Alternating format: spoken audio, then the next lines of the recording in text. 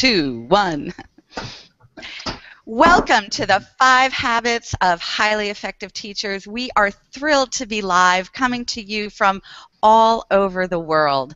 I have with us the guides who have been stellar in putting together this course for you, and I'd like to go ahead and introduce them one by one, bring them online. We also have a special guest for you today, and then what we're going to do is we're going to talk a little bit about the modules. We've asked some guest participants from the course to talk about their experiences, so thank you for coming, and without further ado, I'd like to introduce you to Strawberry Blue Olive, who has been your guide for Curiosity. Hello. All right, Strawberry. And my name is Kathleen Nardi, and I'm coming to you from the island of Maui, and I'm your guide this week for remixing. Sure hope you like what you see, and we've seen some great energy on the Google Plus community and some great discussion in our Canvas discussion boards as well. Our next module is coming to you from Melissa Goodwin. Hello, everyone. My name is Melissa Goodwin, and I am coming to you from Sioux Falls, South Dakota. We will talk a little bit about tribes next week, so I'm excited to work with you through that module, and look forward to what we can co-create. Woohoo, Melissa. And after that, Tracy Vetting-Wolf is going to guide you through failure and thriving. Tracy? Hi, I'm Tracy. I am living here in the Hudson Valley in New York, and I'm really excited about the failure module in week 4 because we get to do some really crazy things and kind of integrate that into our lifestyles and our mindset and support each other in that. And it's going to be fun. It's going to be exhilarating and scary and fantastic. All right, Tracy. And no course is complete without doing a reflection. So to guide you through that process, we have Maureen Marr. Maureen? Hi, I'm Maureen, and I'm coming to you from the Brussels area in Belgium, and delivering the last, I'm your guide for the last module, which is reflection. And it's basically something you've been doing all along, but we're trying to make it a habit that you embrace, and I'm really glad to be here. All right, Maureen, thank you very much. What we'd first like to do is to head back to Strawberry, and Strawberry has the privilege of conducting our first module. She was first one out of the box, and the Pandora's box, if you will. And and Strawberry, what we'd like you to do is talk about a little bit about your module and what you expected, what you saw, and then to introduce your guest David. And David and Strawberry are going to have a conversation. Go for it. About curiosity.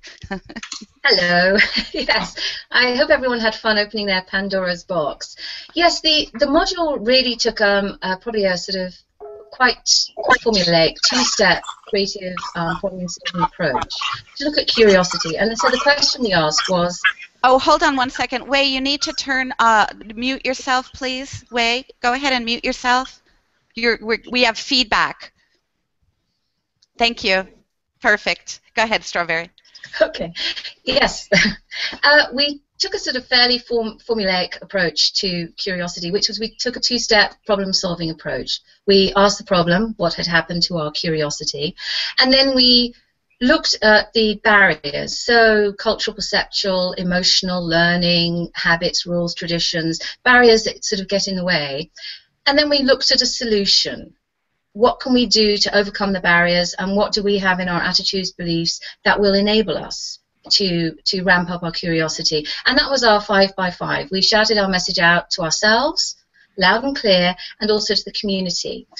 The response was absolutely overwhelming, I thought. It's a very difficult thing to actually reflect back on what you think your barriers are, what you think your enablers are, particularly in such a very short time frame, which was really a matter of sort of 3 to 4 days, which was why I think it's right to then challenge people to say, carry on through the next 4 modules, use those to explore, use them to reflect, and then when Maureen finishes the final module, which is reflection, then go back into curiosity and look at your exercises and what you wrote down and what you felt and what you perceived, and see whether or not the period of the 5 weeks, whether you've actually changed. So I think at this particular stage, it's difficult to really have a good insight of where people are, because I think it's a very, very difficult process to go through. And so to comment on it, for you as individuals to comment on it to yourself, is something that's still very new. It's a long way to go, and I think you're probably just now at the starting point where you can really start to look at what are the barriers, what are the enablers, and what are the perceptions, and how can I overcome this. But some tremendous ideas came out, a lot of commonality. We're very similar, but we're also very, very different. So that really gives me a sort of segue in to talk to our guest, David Goldstein, who is the co-author of a book called Creative You, which I'm going to hold up to you, which I hope you can see. Creative You, and it's using your personality type to thrive. And it uses the Myers-Briggs indicator to look at the different personality types and the different creativity types and styles. So thank you, David, for joining us. Thanks, Strawberry. Thanks very much. It's a very interesting book, and I think it will give another insight into our perception and how we perceive the world, and that maybe how that frames. So, David, if I can ask you a couple of questions. Starting off, based on your research with the different creative styles, why is it, do you think, that people will say, well, I'm not creative? They don't see themselves as creative.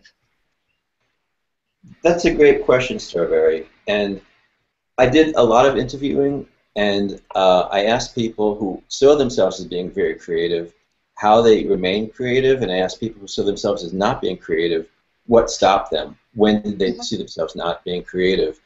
And very often it came back to the 3rd or 4th or 5th grade when they were doing something that they were very passionate about, very excited. They say, well, I used to like to sing, I used to like to dance, I used to like to act, I used to like to make things out of clay. And I did something really exciting, and just when I did something exciting, my teacher or my parent came up to me and said, that's wrong, and they told them not to do it, stop. And they were discouraged from the very act they were most excited about, and they just gave up, and they just never went back to this again. And often, the person discouraging us has a different frame of reference, a different personality type, and their idea of what's creative is different than our idea. And this is where I think a lot of people are discouraged away. I interviewed people who were like artists and actors and dancers. I interviewed an engineer who had 20 patents, and he said, all these people said, I'm not creative. They pointed to someone else. And the most striking example came from talking with an art teacher. And I interviewed her, and she said, you know, I love art. I go to museums on the weekend. I teach art. I make things all the time. And later in the interview, she confided to me, she goes, but you know what? I'm not really creative. And I thought, well, if this art teacher isn't creative, who is? And I said, well, why? Why aren't you creative? And she said, well, I'm not a free spirit. And this is exactly the reason I wrote our book, because there's 2 different distinctions in personality types. Some people are called judges. They like closure, they like to plan. Another type of perceivers, and they like things to be open-ended, and they don't necessarily like to plan. But either way can be creative, and a lot of people think they have to be spontaneous to be creative. And, for example, people like Henri Matisse used to paint in a coat and tie and plan every step. He used to say every step needed a conclusion. And people like Edward Hopper planned everything, and Norman Rockwell would take hundreds of photographs to get every detail right. And there was nothing spontaneous about his work. And one of the reasons I wrote the book is to show, my book, is to show that there's more than one way to be more than one way to be creative. You can be planned or spontaneous, and that's something that we show. Thank you. Now, David, from your research, following on from that then, so how does our own creative personality reflect then in how we teach in the classroom? How would those different personality types, those creative personality types reflect in the classroom? That's a great question, and the first thing for us to do is really know ourselves and our own personality type. You know, I consider myself more a student than a teacher, and I've been in lots and lots of classes. Later in life, I went back into painting. I use a lot of art examples because I think they fit well for creativity, just like sport examples fit well for business.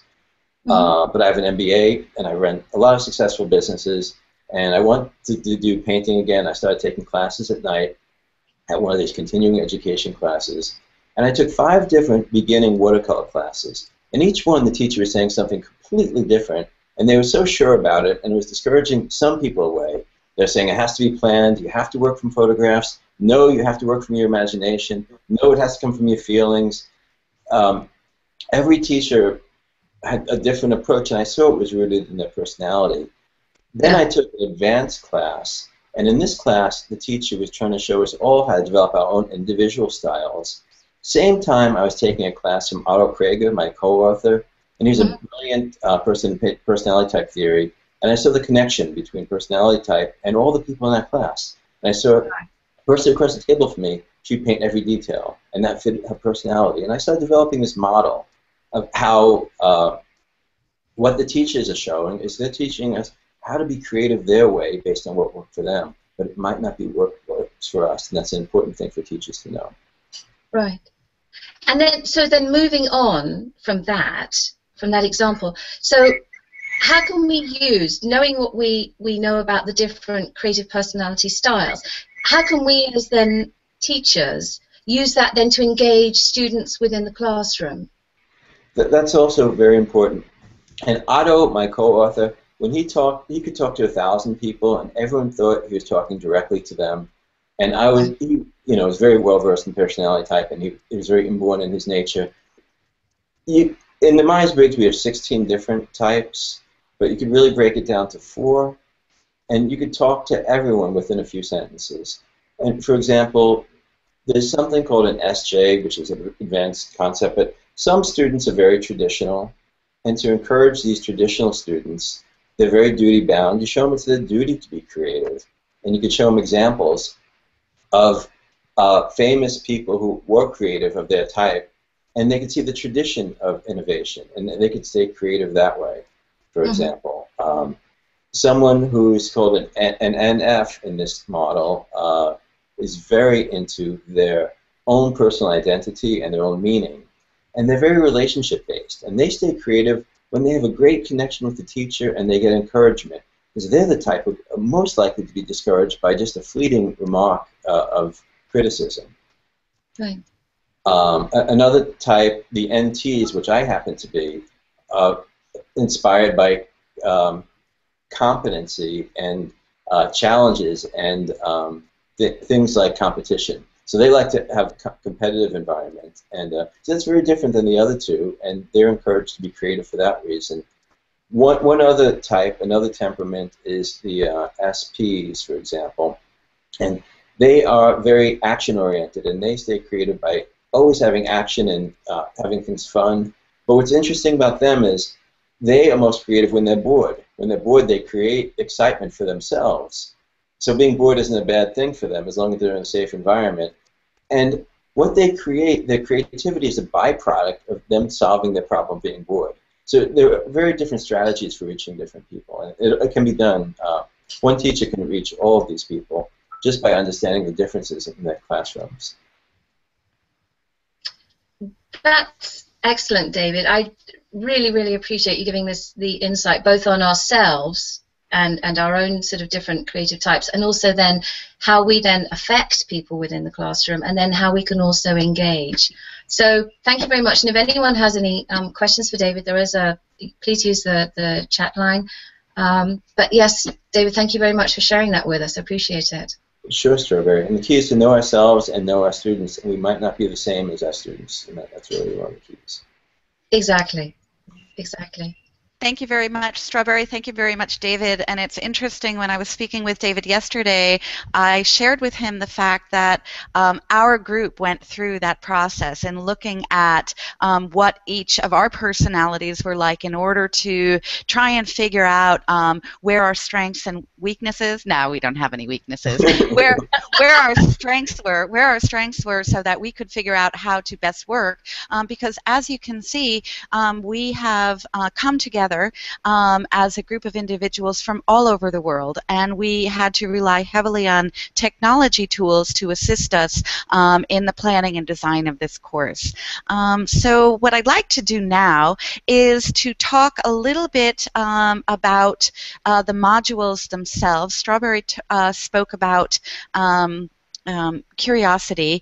Right now we're in the remix module, and I was a little bit nervous about it because of the concept of remix itself. How do you engage people? And there was a discussion that was going on yesterday in the forum in Canvas with respect to stealing. And how do we look at stealing in the light of remixing? And it's a very good conversation, and I hope that by the end of the module, the most important thing that we wanted to bring out was that the experience of remixing itself is such a creative process that once you go through it and once you experience it, it's something different, and you'll begin to see that it really isn't stealing. And this is key, you have to give credit to the person or people who influenced you. That is really what it's coming about. We don't want to violate copyright. We want to give credit where credit is due. But we want to use, especially online environments with the technology tools that allow us so easily to remix ideas and to share ideas. And hopefully, as we move out of remixing into tribes, which I'm going to introduce Melissa again to talk a little bit about, you'll begin to see how remixing is amplified not only by the technology, by working with other people and saying, hey, Tracy, I'm going to steal your work. What do you think about that? And you know what? Tracy comes right back with a better idea than I started out with. And I'm like, way! So, you know, what I'd like to do, I hope you're having fun with it. You know, I just wanted to remind you of one thing. My very dear friend, Cheryl Arnett, is participating in this, and she said to me today, I'm just not getting the remix. You know, I teach second and third graders. I'm not really sure how it applies. And one other student came back and said, oh, you got to check out this link on the remixing. You know, what is a remix? And it made me realize that a lot of you are probably not looking at our idea clouds. We have very specifically taken all of the stuff out of the modules themselves and put them into the idea cloud. So don't forget to look there, because there are some jewels that we don't want you to miss. So Melissa, you want to talk about a little about where we're going to go next week? Sure. So I have a couple of things that I just wanted to note that I think is really interesting. We set forth on this journey to teach creativity. And going through that and spending the months talking about how you would do that, there really isn't one specific way to teach or foster creativity. And so the entire idea of the course was to look at the mindsets and the habits of someone who is creative, what that would look like. So as the learners and us as co-learners go through this experience, we're talking about habits and mindsets and ways that we can foster creativity for our students. And one of the ways that we talked about extensively was the concept of tribes and how a tribe supports you in your creative journey. And it's interesting, as you were talking about those types, David, I too am an NT, so the competency and also that competitiveness can also be can be hard to build a tribe when you have that kind of a background. So I'm going to ask you a question about that here in a little bit. But one of the things that I think is really interesting about tribes is the fact that one of my friends says ideas need colonies. he's a marketer, and he's always saying, like, ideas need colonies. Until you have that first follower, it's just some crazy person out there with an idea. You need that follower. You need people to congregate around an idea. And our tribes help us to do that in a couple of different ways. They help us to support us, and they help to inspire us. But our tribes also help to make up for areas that we might have some opportunities. So in other words, they might fill in for our gaps, right? So tribes are really important in building our creativity. They help to amplify who we are. They help to amplify our strengths, and they also help to make up for some of those areas of weakness. So tribes are extremely important, and we're going to talk a little bit in this module, the next week's module, about how to find your people, how to find those tribes that can effectively support and inspire us. And so David, I have a question for you in terms of, your book is entitled Creative You. How do you see, once you know thyself, right? Once you know who you are, how have you experienced the tribes in amplifying your creativity, and how do you recommend others go about doing that as well? And before you start talking, David, I went through and I did mute everybody, but I can't unmute you. So if you look, do you see right there? It's not allowing me to unmute you. Yep. Perfect. Okay. Thank you. Great. Okay. No, that's a great question. And generally, we self-select, meaning we find people who are a lot like us to form our tribes. And often, if you looked around, you might find that a lot of people who you hang around with have a very similar personality type than you do. But one of the keys is to seek out people who are very different types, because this adds a whole different dimension. You know, if I sit down with someone who is the exact same type with me, we discover this, we think we're just going to meet for coffee, we end up talking till like 3 in the morning often. And we have great ideas, we also have blind sides. And just for example, as thinking types, we are very logical, but we don't always think how people will react. So to bring in someone who's a feeling type and thinks how people will react can solve a problem where our ideas won't be accepted very well. So it's really good for tribes to have all different personality types. Often, to sum it up, often we find ourselves heavy on one type, but we need to seek out and have other people of different types join us. I think that's the answer. Thank you. So I will pass the torch to the next module. So Tracy, you have a fantastic module on the concept of failure and failing forward. So would you like to go ahead and introduce yourself and your module? Sure. So the failure module, we're going to be kind of starting it off by looking at how, like, you know, we've looked at all of these different characteristics from the point of view of how do you feel about it for yourself and define it for yourself. So we launch off with a little bit of an investigation to say, well, how do I feel about failure? Is it a yucky thing, or how can it be a good thing? And hopefully reposition ourselves into a space where we can recognize that failure can be used as a growth opportunity and used in a positive way, and it doesn't have to bring us down. We don't have to look at it in terms of I'm flawed and I have this character trait and it's going to just keep me down and then that's it. And we're also going to be practicing a lot. And one of our missions with this course is to give everybody the opportunity to roll up your sleeves, experience firsthand through really mindful application each of these qualities, and failure is no different. So we're going to set you up to fail, and hopefully to leverage your tribe, the people that you have just collected in the previous week, and see if you can give each other support and feedback as you use failure as a development tool. And so at this point, it kind of feels a little bit farther out, and I'm sure it must feel this way with Maureen too. Maureen, I'm going to pass it to you, the final week on reflection. So you get to say a little bit more about that, Maureen. You're on mute, Maureen. Maureen, you're on mute. Okay, am I here now? Yeah. Yes. Okay.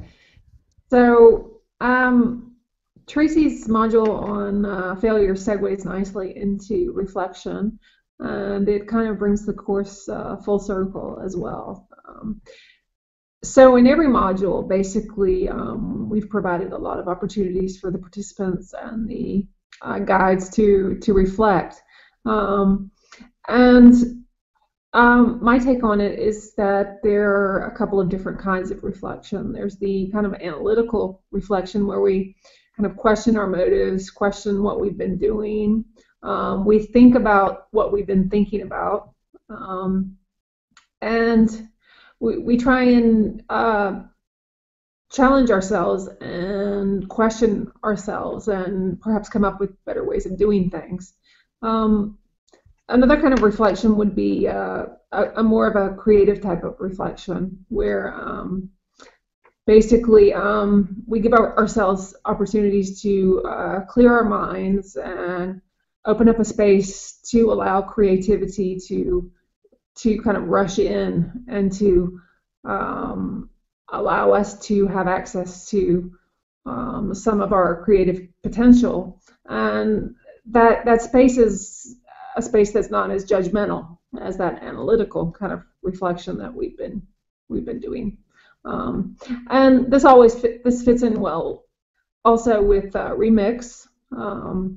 Because you've got to be very bold and brave to remix and not think so much about outcomes and results and kind of just do it. So anyway, that's a part of the aspect of reflection that we're looking at. Well done. Well said. I hope you guys are excited as we are. We've had a lot of fun putting this course together, and we've invited several students to join us, and we're kind of hoping to get a little bit of insight as to how it's going for you. And so I think, Wei Xin, I think you were the first one in. Why don't you go ahead and unmute your microphone and tell us, what you think so far about the course, about your experiences. Yeah? Welcome. I'm really just checking in to steal some information here because I'm not honestly signed in yet. I'm just like looking at this. So I'm glad to hear the conversations now, and I'll just try to log in more often now to see what's happening in that. Excellent. Excellent. All right. Well, and thank you for being honest. Just kind of checking out a Hangout as you're going along. I love it. Moving right up, then we have Najiri. Najiri, why don't you tell us what your experience has been so far, and maybe tell us a little bit about yourself, and why did you decide to take the class? What was appealing to you? And don't forget, you've got your microphone muted. Yeah, very good. Well, I decided to take the class. I'm an educational consultant on a small island in the British West Indies named Anguilla. Mm-hmm. And I was just looking for, with my busy schedule, I felt that I was feeling a little stifled, and I wanted to try some new things. As much as I'm online in different communities, I just felt I needed something new. So that was one of the reasons why I joined the class. And I've enjoyed it thus far because I've tried a lot of new platforms this week. I started a online blog, which I have been procrastinating for over a year to do. I'm trying out the Hangout today.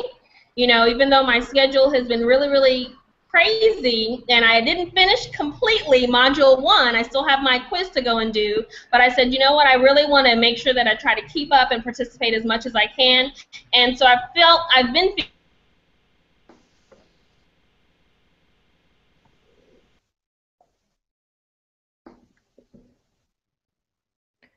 Come back. She froze on us. She froze. Oh, no.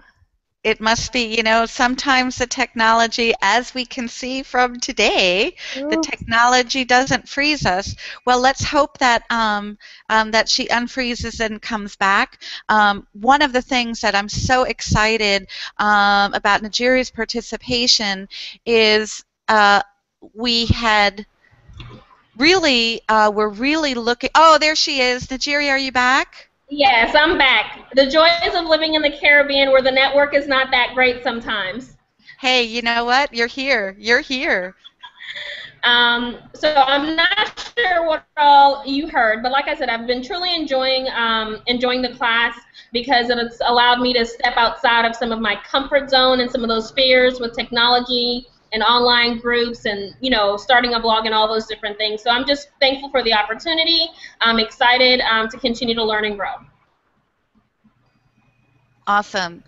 And that's exactly what we were hoping for, Najiri. One of the things that we were looking at is an alternative way to bring professional development to teachers, especially teachers like you who are in, like me, I'm in the middle of the Pacific Ocean, you're in the middle of the Caribbean, and yet we're able to participate together and come together as a community and share ideas. And the richness of all of the participants is what's making it so incredible.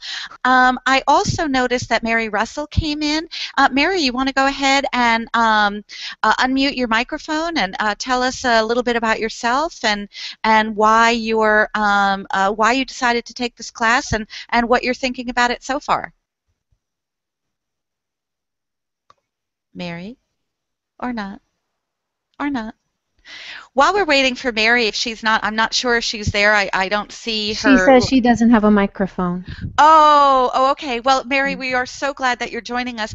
David, I don't know if you saw in the chat, Melissa had a question for you regarding an adult uses. Melissa, you want to ask him the question yourself?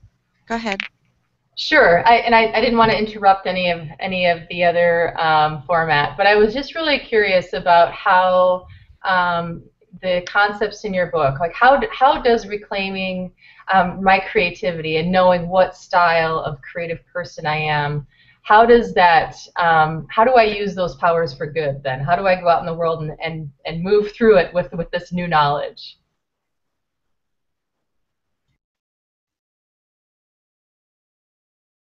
Oh, I needed to unmute. Am I on now? Okay. That's a great question, and instead of calling it reclaiming, I call it regifting, because we all have the gift, and we have another chance to open that box of what we have. A lot of us were discouraged away from creativity for the wrong reasons. We could go back and see, by knowing our personality type, we know that, for example, we might be a big picture thinker or we might be into the details. We might be totally into relationships and people, or we might be into cold logic of systems. We might be someone who's very spontaneous, we might be someone who's very structured, we might be an introvert or an extrovert. Creativity takes courage, and to have courage, we have to know ourselves. And by knowing our personality type, we could go back into a creative environment, and we could say, you can be very confident knowing what you're creating is the expression of who you are. And there's always going to be critics, but no one else can tell us that what we're doing is wrong. Because if we're doing something we're passionate about, we're doing it from ourselves, we're doing it through our own personality. And by knowing our personality, we know that often we're being criticized for someone else's biases. So the bottom line is we have confidence to be ourselves by knowing our personality, and we can have that confidence to be creative. I hope that helps. Yes, thank Excellent. you. Thank you very much, David. And it's interesting that you say that, because one of the things, and also in the conversation on the sidebar, is one of the things that we're really doing is challenging people and asking them to come outside of their comfort zone and to really experiment. That's one thing that we have all done as guides. We have really had to stretch ourselves and grow, and that's part of the creative process. Nithya, I see that you have able to join us. I apologize for the confusion for the links, but I'm so glad that you're here. Just remember that you do have your microphone muted, so go ahead and unmute yourself and introduce yourself and tell us what you, why you joined the class and what you think so far.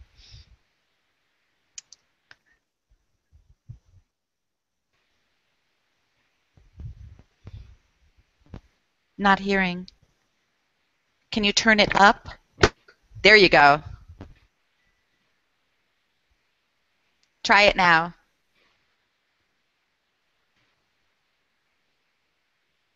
Now we have a frozen. Oh, well. Try it now.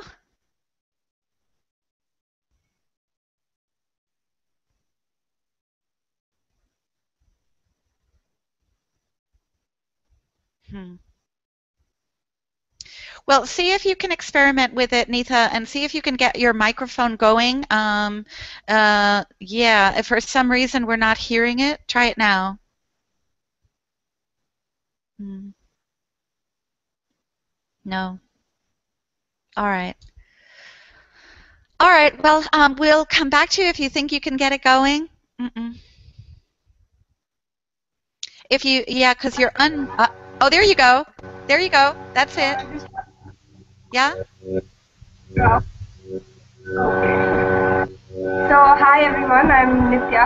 I'm from India, and I was a teacher before. I'm taking a break now, and I wanted to keep in touch with teaching, so I joined this course to have fun. So I've been really enjoying myself here. It's, it's just a lot of challenges out there.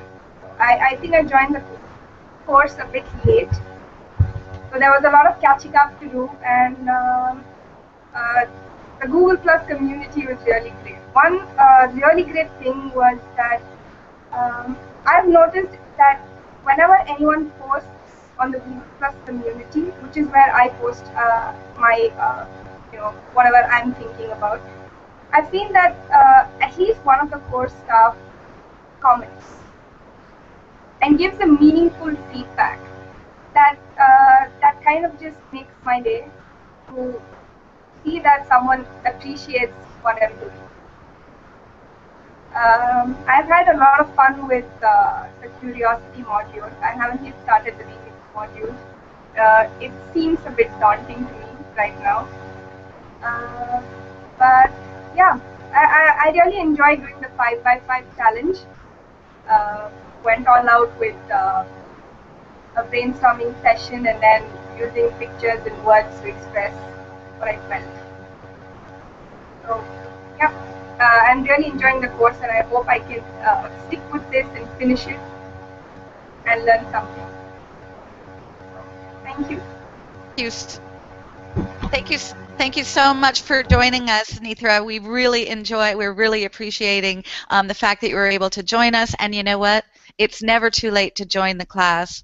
I see that Melissa had a question for any of the participants.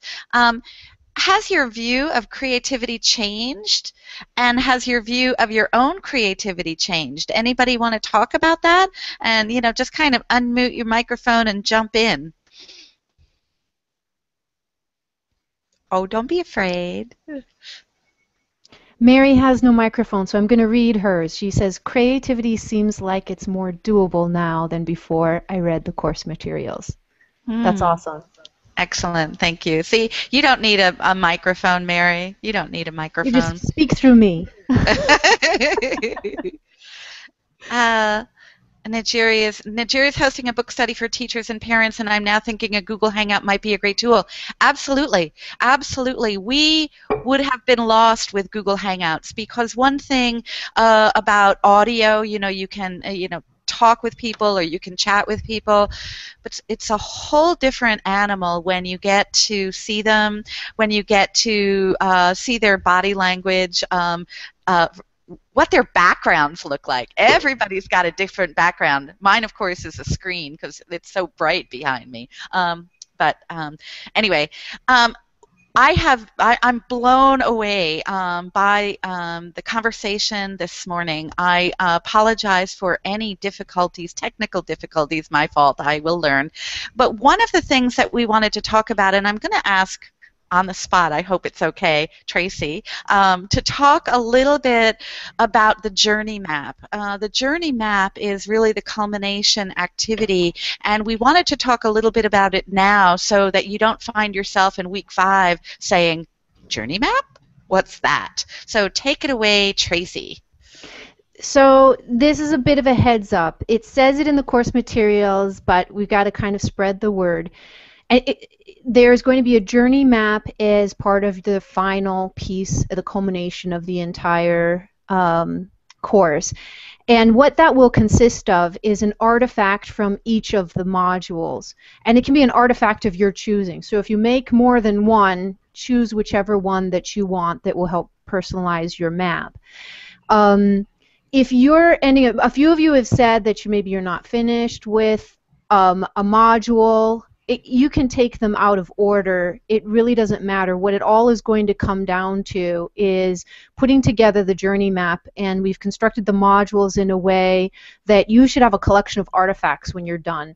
Different things that you've made that you can put on your map, and it's that map then that will kind of represent your own creativity journey, and that's the kind of culminating event that where you take from a piece from each of the modules. And we'll send out a little bit reminders, but just know that just keep making stuff, and then you'll have more to choose from to put on your map. What else? Did I miss anything, Kathleen? Sorry, I had to unmute my microphone. No, I don't think so. I think we got everything covered. This is an opportunity for parting shots from any and all. I just really appreciate you taking the time to join us. One of the things that we felt very important was to give a face to the guides on the side, see what we were about, and just to bring a little bit more personalization to the community. And Nithra, I really appreciate your comment about the your posts. We really want to personalize this. We don't want you to feel like you're engaging in this process by your own, and we're taking the class right along with you. We want to be participants. We may have designed it, but we want to make sure that it works for us too, part of discovering our own creativity and our own creative processes. So thank you very much for that conversation. So I'm just going to put it out there, last words. Feel free to give us your last words, or not, but someone should. I think Wei needs to sign up, right? And thank you to David for joining us. Thank you so much, David. It has been a pleasure, a pleasure. It's been great to be here, and I know that one of the things I was saying is a bit technical, but I have a handout I gave for the Association of Psychological Type. It describes four different ways to keep children creative. I'll try to figure out how to put it online for everyone. Excellent. Okay. That would be an awesome thing. I know for us it was very helpful to go through the process. This is an ENFJ right here, ENFJ. So really appreciate your insights and the work that you're doing with creativity. Sure. Anybody else? Melissa, you were going to say something? No? No, I was just thanks, David. I'm gonna check out your book and learn a little bit more. I'm an ENTP, so I've got a lot to learn. I can be a little harsh at times. So, I also just want to thank everyone for taking this course. It's been a journey for us as well, going through and figuring out how do you teach creativity and how can we extend that into the classroom and create environments that are nurturing and allow students their own creativity to bubble up, and how can we best do that? So thank you for taking part in this with us, and we look forward to talking with you again soon. Excellent. That was a perfect send-off, Melissa. It's all about the kids. That's what we're doing this for. If it's not for the kids, if it's not for bringing creativity back into the classroom where we are stuck in standards and being forced to do things, one of the most amazing things is to awaken creativity in our kids. I know that's why I'm doing it. So I guess on that note, I will say aloha. Thank you very much for joining us all. See you back at the 5 Habits for Highly Creative Teachers. We can't wait. We can't wait to see what you steal this week. So be there or be square. Bye. Bye. Thank you. Bye. Thank you very much.